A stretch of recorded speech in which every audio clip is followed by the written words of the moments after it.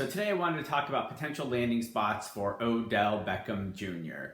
Regardless of what you think of the breakup between him and the Cleveland Browns, that's in the past now. He has cleared waivers. He is free to sign with any team he wants, and any team can sign him now. Of all the teams in the league, though, there are only a handful that this is really going to work out for. So I've narrowed down my potential picks for those. But before we get to that, let's talk about how we get to those potential picks, because there's really a filtering process that we have to go through to even get to that point where there are potential matches. First on the list, whatever team Odell Beckham Jr. wants to play for and whatever team that wants him, they have to be a contender. He's not going to go play for the Lions or the Jaguars or the Texans. And on the flip side, those teams don't want him either, right? There's no point in them going out and signing a guy like Odell Beckham, who isn't the same guy he was 5 years ago, but he's still a very talented wideout. But there's no point in going to sign a guy like that when you are going to only win 2, 3, 4, maybe even 5 games this year. There's no real value in that. Teams have to have an actual need at wide receiver to actually go out and talk to Odell Beckham about acquiring his services. And likewise, Odell Beckham wants to play a role in an offense. So teams like the Seahawks, Cowboys, Bengals, there's no need for them to go get another wideout. They are already stacked at those positions.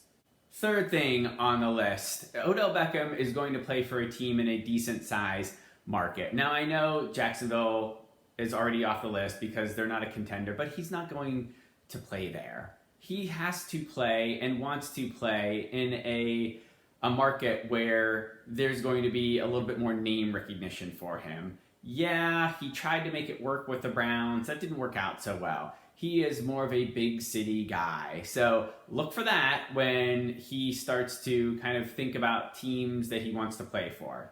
Fourth on the list, he either needs a really good quarterback and a quarterback who will put him in his place, or a very strong head coach. So again, I keep using the Jacksonville situation, regardless of whether they would be in play or not. But he's not going to go play on a team that has a first-year NFL coach in Urban Meyer and a first-year rookie quarterback in Trevor Lawrence. He is going to go play with a team that is competitive, has a strong head coach, and has a veteran or really good quarterback, or a quarterback that calls the shots. Fifth on the list, and maybe this is something that is just a given, but he is going to go to a team that throws the ball. So a team like Baltimore would not be a good fit for him. Yeah, they'll win, and yeah, he's probably the number 1, 2 option on that team, depending upon how you want to fit him in with Hollywood Brown or Mark Andrews. But they don't throw the ball enough for his liking. He wants the ball in his hands. There's no point in going to another team or another situation like he was with the Browns when Chubb, Kareem Hunt, Jarvis Landry, those guys were all in the mix for getting a good share of the ball, regardless of whether it was a reception or running the ball. Sixth on the list, it's Odell Beckham, right?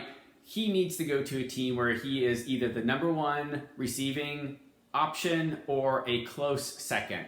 And that's what worked, and that's why everybody thought it would work with Cleveland, because of the way that he and Jarvis Landry would complement each other. They're buddies, they played in college together. I mean, that all seems to work out. But going to a team where he's the second, third, maybe even 4th option for a guy like Odell, that's not going to work out that well for him. Okay, so let us get to the few options that we have for Odell Beckham in terms of where he might end up, and then my guess as to where he'll end up after all of that. First on the list is the Green Bay Packers. And yes, they're not a quote-unquote big market team, but it's the Green Bay Packers. It's Aaron Rodgers. They have a strong head coach. Davante Adams absolutely is the number 1 wideout there, but Odell Beckham slides right in as the second option there without any problems at all. Aaron Rodgers would have no problem going to Odell Beckham and telling him what he wants out of him. And, of course, they are a playoff caliber team. Second on the list is the Las Vegas Raiders. And I'm only saying this for two reasons. One is the situation with Henry Ruggs, so they are down a wideout. And two, this just feels like a Raiders move to make. I feel like from the 1970s on, this is something that they take a risk on. Whether it's guys like Randy Moss or other situations in the past, this just feels like a, hey, I'm going to go get Odell Beckham Jr. Likewise, I like the Patriots as well. Not really at the top of my list, but a chance. And again, just because they're competitive, they're a big market team, and I know Mac Jones is a rookie quarterback, but Bill Belichick is a strong personality. He's dealt with all kinds of big-headed receivers and players in the past. He would have no problem telling Odell what he wants him to do and what the expectations there are. This also feels like a Patriots move. They picked up Randy Moss when he was on the outs with a few teams. They tried Antonio Brown. This is just something that Belichick likes to do. So I wouldn't be surprised if Beckham ended up in a Patriots jersey. Another possible landing destination, I think, is the New Orleans Saints. Because who the heck is playing wideout right there for the Saints today? Right? Gave you a few seconds, probably couldn't come up with it. But he would step right in as the number one receiver on that team. Yeah, they have some quarterback issues right now with Jameis Winston being out. Trevor Siemian has looked kind of good at times, not so good at other times. I don't know if Taysom Hill is going to get a shot. So the talent level at quarterback isn't quite right there. But Sean Payton knows how to get the best out of his players. And he's a strong head coach. They need a really good wideout there to make a playoff push. So I think that's a possible destination for him. He would get a ton of balls thrown his way. So where do I think Odell is going to end up? I think he's going to end up right on the Packers. It's a logical fit. They need another top-tier talent at wideout. Aaron Rodgers is a Hall of Fame quarterback. Odell wants to win. It is not a big market team, but it is a team that has a lot of history. It's a popular team in the NFL. I think the coach LaFleur would have no problem managing him. If they get another option at wideout to go along with Devontae Adams, you've got the two-headed monster at running back and Aaron Jones and A.J. Dillon. This team could be really, really, really good going into the playoffs later this year. One team that's been batted around that I don't really understand the appeal, and for all I know, this is what will actually happen, are the Kansas City Chiefs. Yeah, you got Mahomes. Yeah, they just won a Super Bowl a couple years ago and lost last year. Andy Reid would have no problem dealing with Beckham.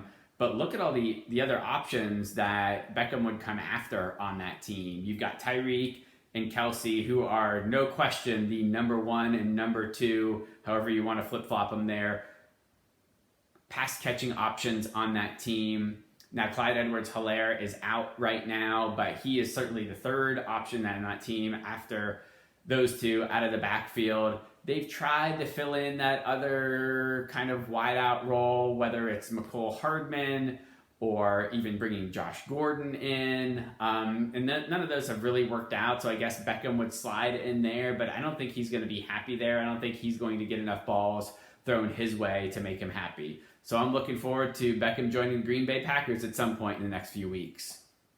Thanks for watching.